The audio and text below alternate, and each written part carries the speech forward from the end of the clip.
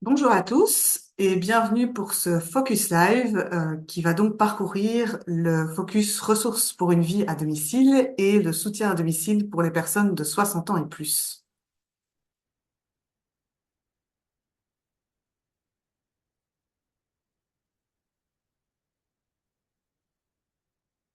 Alors, avant de démarrer, un petit briefing technique.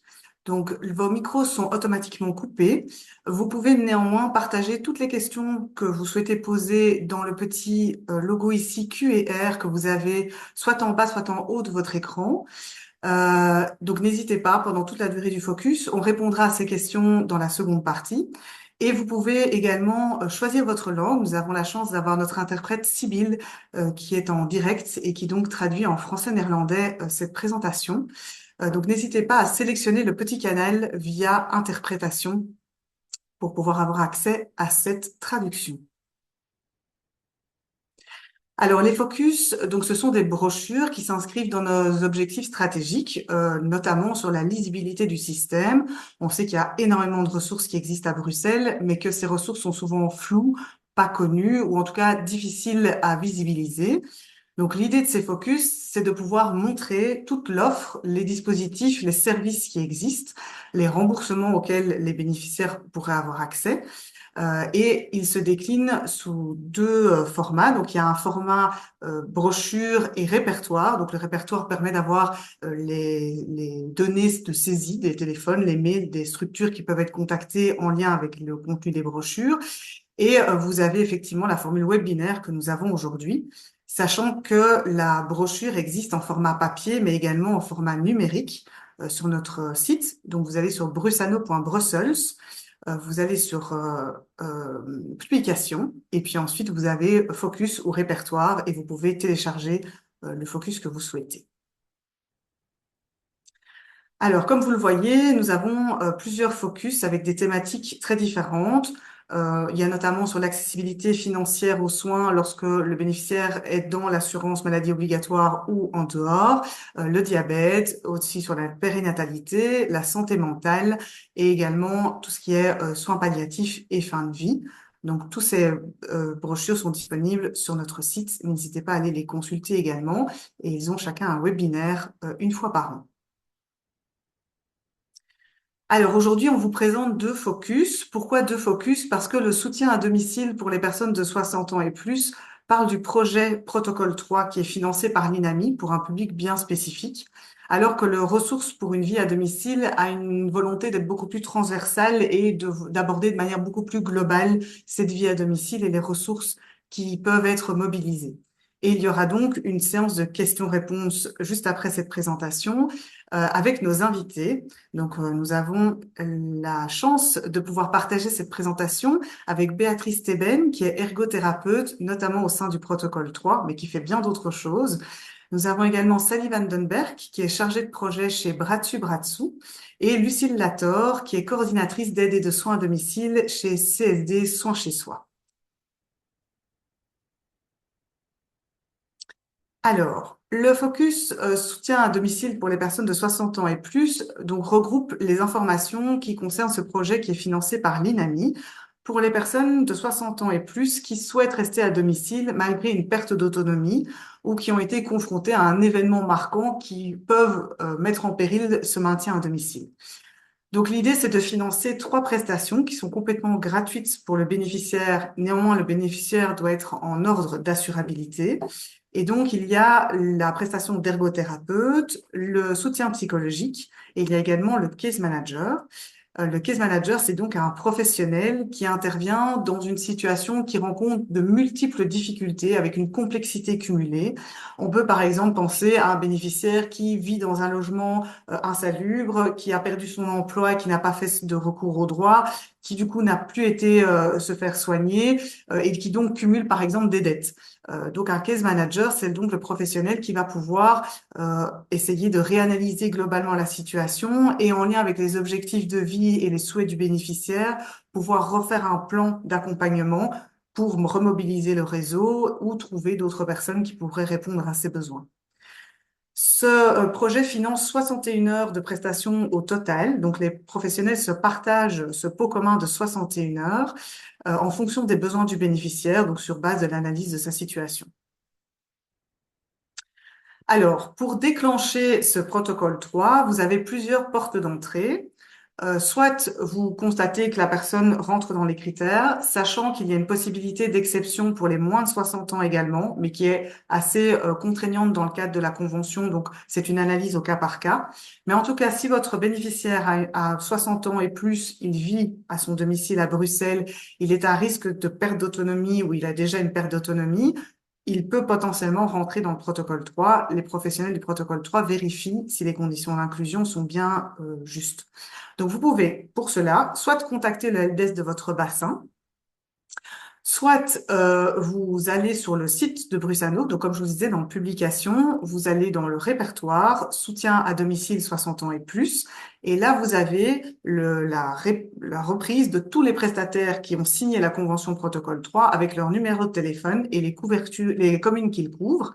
Et donc, vous pouvez contacter le professionnel qui travaille sur la commune où vit votre bénéficiaire. Et donc, ce professionnel ensuite fait le suivi pour la prise en charge et la rencontre du bénéficiaire à son domicile. Vous avez également donc toutes les informations, comme je vous disais, en format potentiellement papier ou digital sur notre site. Merci Julie. Je vais donc reprendre le focus pour une ressource vie à domicile. Comme Julie l'a bien expliqué, c'est un focus qui est plus transversal, qui est plus large. Je vous expliquerai un peu qu'est-ce qu'on y retrouve, la table de matière, comment est-ce qu'on l'utilise, la collaboration avec Bruxelles Social. Et nous allons conclure cette partie-là par des présentations de situations par les intervenants que Julie a introduits tout à l'heure et évidemment les séances questions-réponses pour la dernière demi-heure.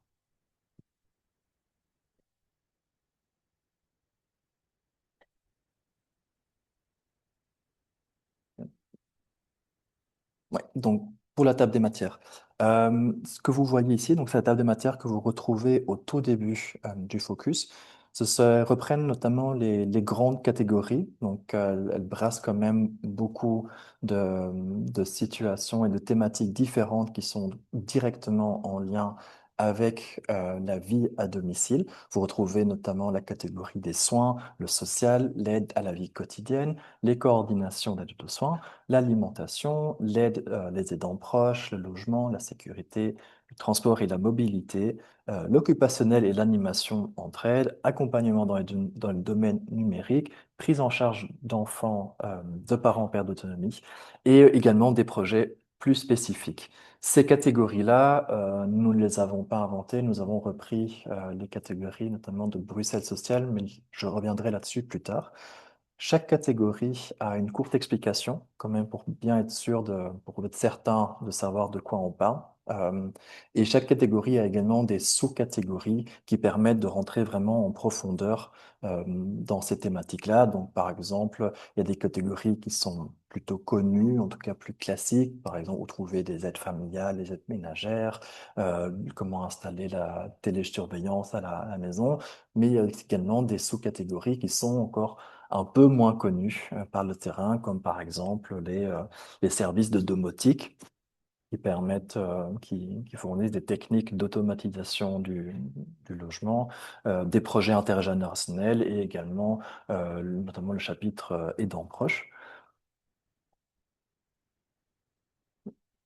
Donc, comme je l'expliquais, nous avons collaboré avec Bruxelles Social pour créer ce focus. Bruxelles Social, tout simplement, c'est un outil que vous connaissez peut-être déjà, mais qui est un outil bilingue qui répertorie des structures et des institutions, associations liées au social santé sur Bruxelles. Donc, uniquement sur Bruxelles. Alors, ils ne reprennent pas tout. Vous n'y trouverez pas notamment des adresses privées, notamment de prestataires indépendants ou de regroupements d'indépendants, voire des établissements sportifs ou culturels qui ne sont pas directement en lien avec le social santé, également les établissements de l'enseignement. Cependant, nous avons quand même repris et répertorié dans le focus les adresses, notamment des fédérations, donc je pense aux fédérations de médecins généralistes, d'ergothérapeutes, donc vous pourrez trouver leur numéro et ceux-ci pourront sûrement mieux vous orienter si vous cherchez notamment des prestataires indépendants. L'autre avantage, pourquoi on a travaillé avec Bruxelles Social, c'est que ben, non seulement leur répertoire est large, il est très complet, mais surtout il est mis à jour. Donc ce n'est pas notre rôle de devoir vérifier toutes les semaines, tous les mois, pour voir s'il y a des nouvelles initiatives, des nouvelles structures, ou voir si les adresses sont toujours bonnes. C'est fait automatiquement.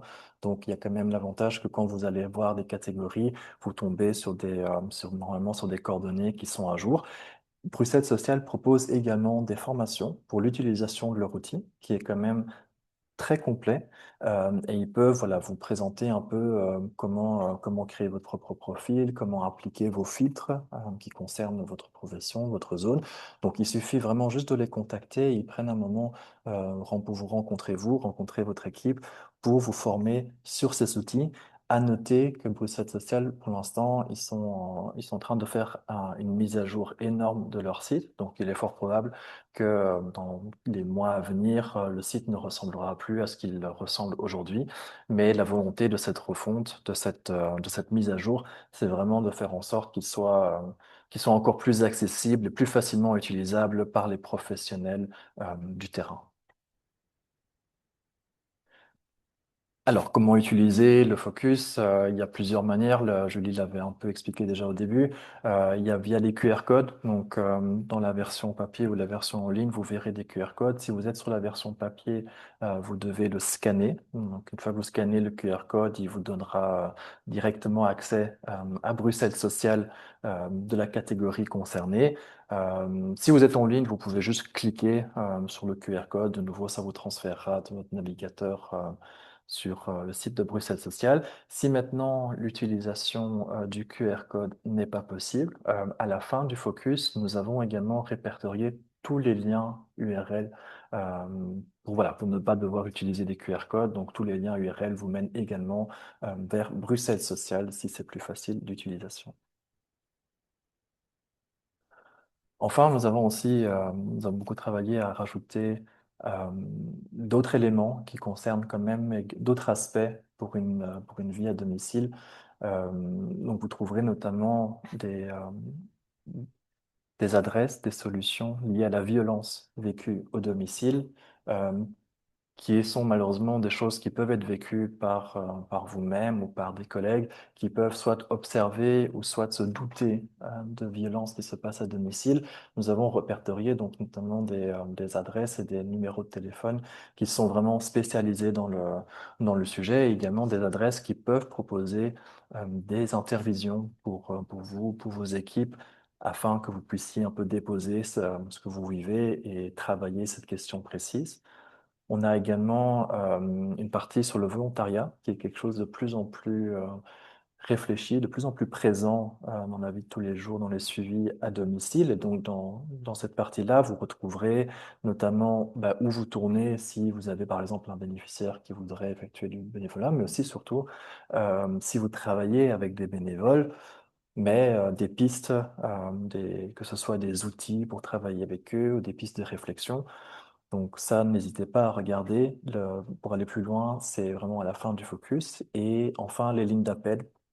Vous n'êtes probablement pas sans savoir qu'il y a beaucoup de lignes d'appel sur Bruxelles, mais celles-ci sont malgré tout encore assez sous-utilisées et surtout, il y a des lignes d'appel qui sont vraiment très spécialisées. Il y en a beaucoup, que ce soit des lignes d'appel pour la santé mentale spécifiquement, pour le juridique, pour les questions d'assuétude, pour les questions liées vraiment purement au social, et j'en place plein d'autres. Donc, nous avons aussi voulu quand même répertorier cela à la fin du focus pour que vous ayez encore plus de pistes si vous faites face à des situations que le focus ne répond pas directement à vos attentes. Donc, n'hésitez pas à également parcourir un peu cette dernière partie du focus. Enfin, bon, il y a aussi les lignes d'appel les helpdesk du bassin. Donc, il y en a cinq qui concernent donc les cinq zones, les cinq bassins sur le territoire bruxellois.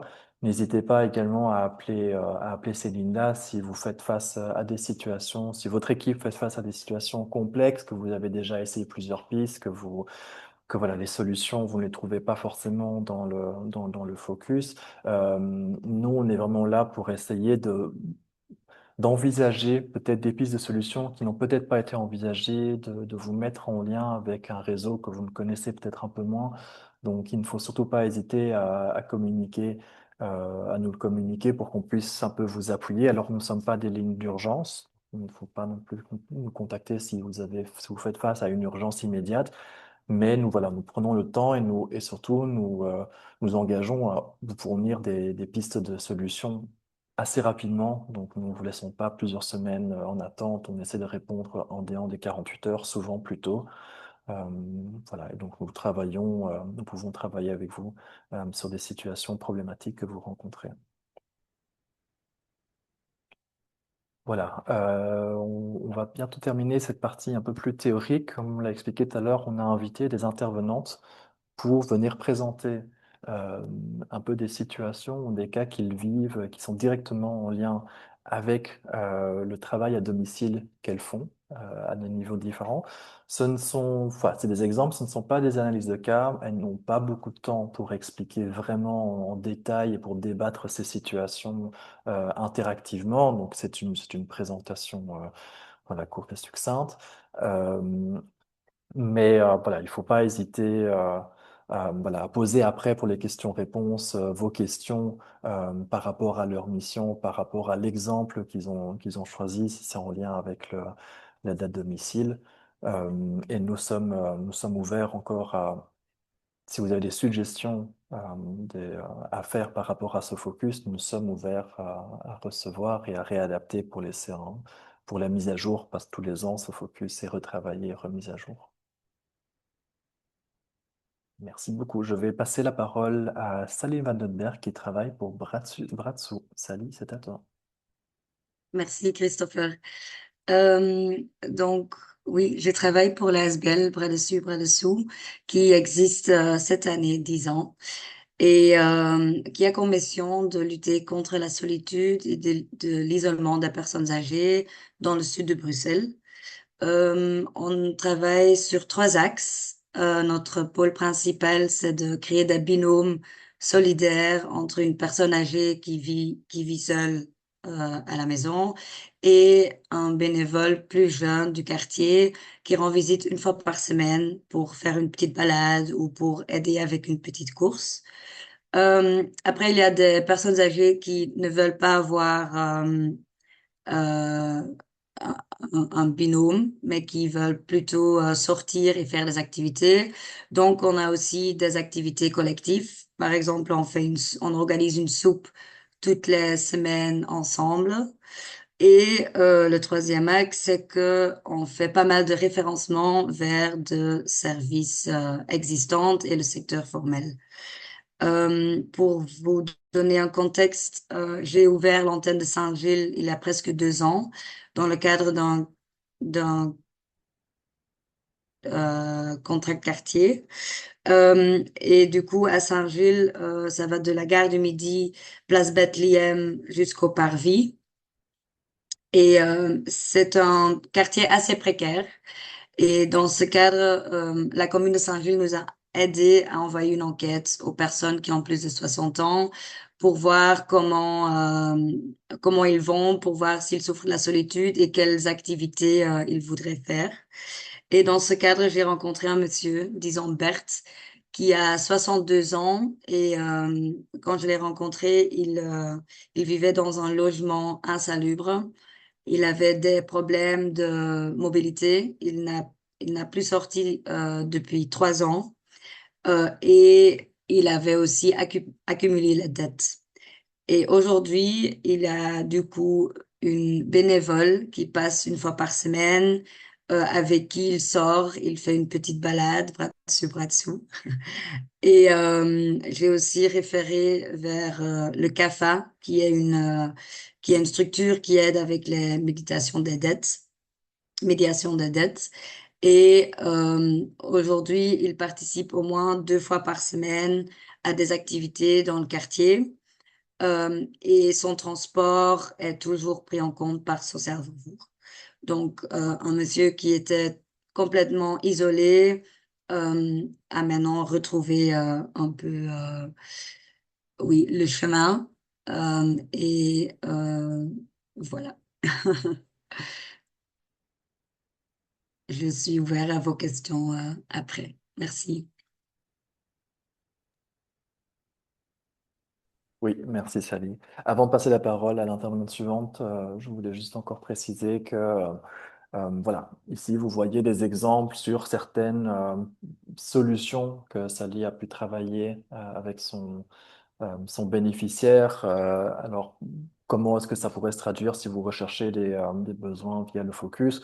Ben, il y a notamment, bon, il y a la partie entraide de voisins. Vous trouverez notamment l'adresse de bras dessus, bras dessous. Ça y a également parlé des questions de mobilité. Il y a tout un chapitre à ce niveau-là. Nous n'avons pas tout repris, mais elle a également parlé de logements insalubres. Nous avons également un chapitre sur les questions de logement et notamment sur les questions d'insalubrité. Donc, c'est un peu comme ça que ça se traduit. S'il y a des questions qui vous viennent en tête dans des suivis que vous avez, voilà, le focus peut être utilisé de cette manière-là. Je vais passer la parole maintenant, voilà, à notre présentatrice suivante, Béatrice Stebens, ergothérapeute. Béatrice, c'est à toi. Oui, merci, bonjour. Voilà, moi je vais aussi entrer dans le vif du sujet avec deux petites situations et je vais bien rester dans mon timing, bien sûr. Et donc une première situation qui a été amenée par le quartier. Ici, c'était une demande d'accolage qui est le pendant de Bratsu dans le nord de Bruxelles et donc qui a une permanence à Gansoren avec d'autres aussi, que j'ai rencontrés dans les ateliers du changement également. Eh bien, c'est quelqu'un qui demandait de pouvoir sortir de son lit et sortir de ses choix, de chez soi, pardon, pour aller au centre culturel. Et donc, quand la difficulté de se tourner au lit, en sortir, se remettre debout est difficile, je peux proposer en tant qu'ergo une barre d'appui pour le lit, la mettre en test et puis entraîner à l'utilisation du matériel. Je peux aussi conseiller la personne dans ses démarches d'achat du matériel et éventuellement chercher un financement éventuel, mais qui malheureusement est rare au-delà de 65 ans. Et quand cette même personne m'a fait une demande pour sortir de chez elle, parce qu'en fait, elle avait fait une chute, plusieurs chutes à l'intérieur, à l'extérieur de chez elle aussi. Elle circule avec un rollator à l'intérieur comme à l'extérieur. Eh bien, donc c'est elle qui m'a demandé, on a collaboré avec le kiné aussi pour un petit entraînement. Et moi, justement, dans le cadre du protocole 3, je peux avoir des séances qui sont un peu plus longues, d'1 heure ou d'1 h 30. Et donc, nous sommes sortis de chez elle. Elle marche très, très lentement. Donc, ça prend un certain temps. On a fait un petit aller-retour dans sa rue d'abord, et puis en sécurité. Et puis, nous sommes allés jusqu'au centre culturel et puis prendre un café à une place voisine et revenir chez elle. Donc, c'est un entraînement qui se fait sur plusieurs semaines. On a beaucoup de séances qui sont possibles en ergo parce qu'il me faut 1 heure, 1 h 30 à chaque fois. Une deuxième situation aussi, et là, l'appel peut soit émaner des aidants proches qui sont épuisés ou bien d'une coordination d'aide et de soins à domicile. Quand les besoins évoluent, quand la maladie d'Alzheimer ou quand les troubles cognitifs évoluent, eh bien, je peux proposer à l'aidant proche des approches et à la personne aidée des approches non médicamenteuses. Bon, en plus de certains médicaments spécifiques aux pathologies, bien sûr, mais l'idée est de travailler avec la personne, avec les aidants, pour faciliter les activités quotidiennes toutes simples comme l'habillage, l'alimentation, les déplacements, montrer des techniques, entraîner les aidants proches et les aidants professionnels, et aussi surtout pour garder des moments plaisir à deux. Et donc, j'évalue la situation avec les aidants proches, avec le réseau qui est en place. Et une des actions aussi, c'est je peux proposer un centre de soins de jour, informer, aller visiter avec la personne l'aider et l'aidant parce que ça fait très peur. Un centre de soins de jour ou un centre de jour qui va offrir du répit à l'aidant proche et de la stimulation à la personne. Et puis, ce qu'on fait aussi très souvent, en fait, c'est que pour soutenir le maintien à domicile, on va proposer de l'aide supplémentaire via une coordination de soins. Et ce lien, ce passage à d'autres doit aussi se faire en douceur pour être accepté. Et donc, je suis présente au premier rendez-vous avec la coordinatrice et je suis aussi souvent présente lors des premiers rendez-vous avec l'aide familiale ou l'aide ménagère. Voilà. Donc, deux exemples parmi beaucoup d'autres interventions ergo à domicile. Et je fais le lien et je passe la parole ensuite à ma collègue coordinatrice. Merci Béatrice. Bah, de nouveau, juste un peu comme ça dit, on voulait montrer un peu comment ça se retrouve. Alors, il y a beaucoup d'éléments qui ont été évoqués. L'ambition n'est pas non plus de montrer sur un slide tout ce que Béatrice fait au niveau de son travail. Voilà, si vous voulez trouver un ergothérapeute, nous avons un lien qui est dans la partie notamment santé au tout début du focus dans le table de matière. Elle a notamment parlé de l'adaptation de logement. Donc, si vous avez un bénéficiaire qui n'a pas la chance d'avoir là maintenant tout de suite Béatrice à ses côtés pour faire un peu les recherches de matériel ou pour commander, bah, il y a aussi un sous-chapitre qui parle justement de cette question de matériel et d'adaptation du logement que vous pouvez aussi trouver. La dernière intervenante, on va passer à la dernière intervenante, Lucie Lator pour la CSD sans chez soi. Oui, bonjour. Voilà, donc effectivement, moi je suis coordinatrice d'aide et de soins à domicile à la CSD. Ici, je vais vous donner l'exemple d'une dame pour laquelle on a été contacté par l'assistante sociale de l'hôpital pour mettre en place les aides en vue de son retour à domicile. Madame, elle avait été hospitalisée pour chute et elle a fait un séjour en revalidation de 4 mois.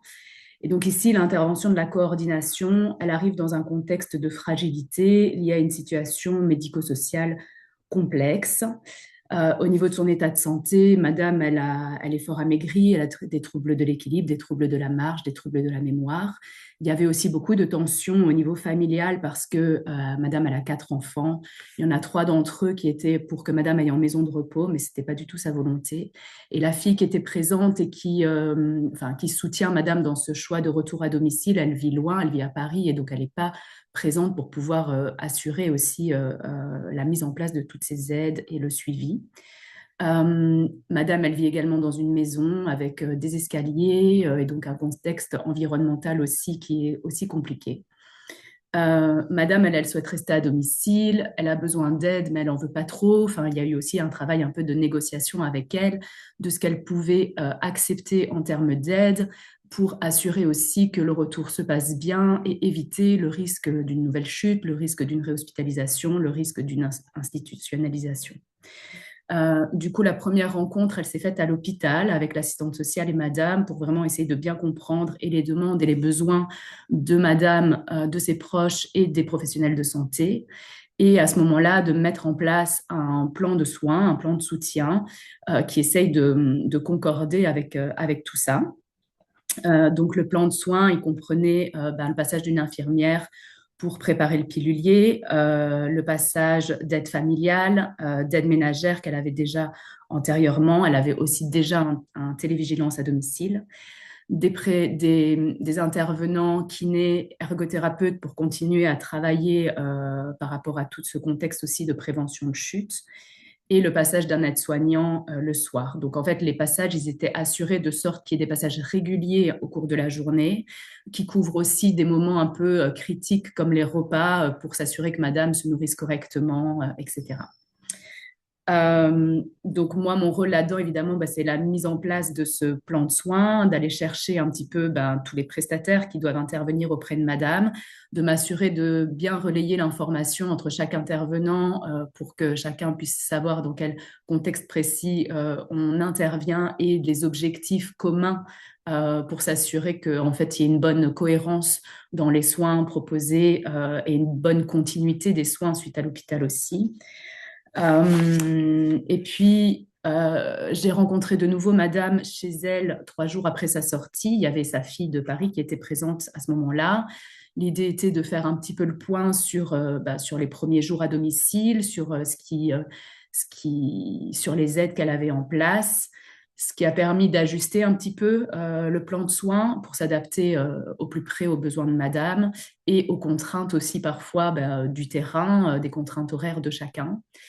Euh, Ensuite, il y a eu pas mal d'appels dans les semaines qui ont suivi. La fille est repartie à Paris. Elle nous a beaucoup appelé, enfin, elle m'a beaucoup appelé parce qu'elle était inquiète par rapport au discours de sa maman, qui parfois elle avait l'impression, la fille, que les aides familiales ne faisaient pas les tâches qui avaient été convenues, que peut-être qu'elles ne passaient pas, etc. Alors, on a dû remettre un petit peu de clarté là-dedans en allant chercher un petit peu auprès des prestataires ce qui se passait à domicile. J'ai de nouveau rencontré madame à domicile. Et on a mis en place un planning beaucoup plus précis aussi de qui fait quoi, quel jour, et de mettre en place aussi un carnet de communication où tout était un peu répertorié. Il y avait besoin de beaucoup de clarté dans cette situation pour que ce soit facile pour tout le monde. Madame, elle avait aussi quelques troubles de mémoire et donc il y a des choses qu'elle ne sait plus que la personne est passée ou pas ou ce qu'elle a fait. Et ça, c'est les deux éléments, on va dire, qui ont vraiment aussi permis d'assurer un plus un apaisement, on va dire, pour tout le monde. Et du coup, là, aujourd'hui, la situation, elle est stable. Moi, je suis régulièrement en contact avec madame pour m'assurer qu'effectivement, ce plan de soutien corresponde toujours aux besoins de madame et de pouvoir l'ajuster en étant au plus près de la situation. Et donc voilà, il y a eu ici dans cette situation tout ce travail de mise en place des aides, mais aussi tout ce travail de médiation qui était nécessaire pour une bonne collaboration entre tous les intervenants à domicile. Voilà. Merci Lucie. Voilà, on va clôturer la partie de présentation. De nouveau, juste pour illustrer, j'avais parlé dans la table des matières, la partie coordination, où vous retrouverez notamment l'adresse de la CSD si vous cliquez dessus.